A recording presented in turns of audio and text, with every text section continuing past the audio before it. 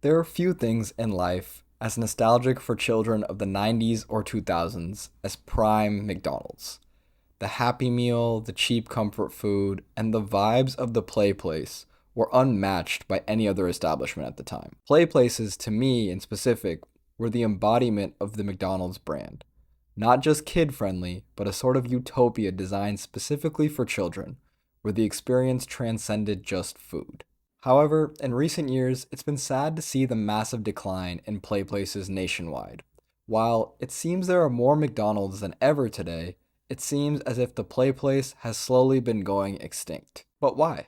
While the exact numbers are not publicly available, a simple eye test of PlayPlaces for anyone who grew up near any McDonald's would see an obvious decline. Hell, even McDonald's architecture in general has started to resemble a modern quick service establishment, a far cry from the kid loving, golden arches based architecture of the past. This, of course, is not done by any accident. The shift in brand marketing has been McDonald's strategy to respond to a number of evolving business constraints. The first major reason of the near extinction of PlayPlaces is due to health and safety concerns, particularly in light of the pandemic. Now, it's not too surprising that a playground full of chicken nugget fueled toddlers has a tendency to get nasty fast. Combine that with the low paid workforce that specialize in food service and not childcare, and it's going to be tough to keep things clean and hygienic. Another major shift for the brand has been to distance itself from the perception of being predatory. In a growing health conscious society, selling ultra processed fast food, targeting the developing minds of children all across America, has made McDonald's the default bad guy in the fight for cleaner, more transparent foods. In shifting towards a more modern store look, the company looks to have evolved from a youth obsessed brand to an expanded target demographic, including older, more mature adults. This, alongside a revamped menu of higher quality foods, is a clear shift from the gimmick-focused marketing of the early 2000s. Lastly, and most importantly, is the idea that these spaces are not profit-generating, and in turn being swapped out for wider drive-through lanes, more self-service kiosks, or other revenue-driving amenities.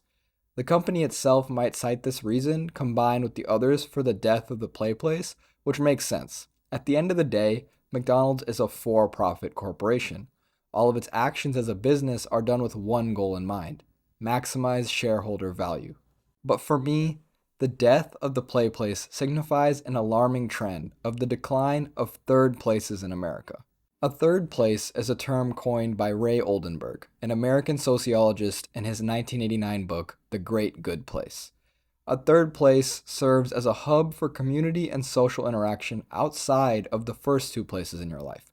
The first being your home, and the second being your workplace or school. These types of places are characterized as social centers, accessible to the surrounding community for little to no cost. These are places where social interaction flows, a place where you may have a set of regulars in a community. Traditional examples are libraries, religious institutions, or neighborhood parks. Additionally, you can think of your local gym, cafes, or bars as third places, despite having a relatively low implied entry cost. McDonald's PlayPlaces are no different. It's literally in the name. But the death of the PlayPlace signifies a large reason why these third places are declining in America: their lack of profitability. Now, providing a social hub to a community at almost no cost is a tough task to ask a for-profit corporation.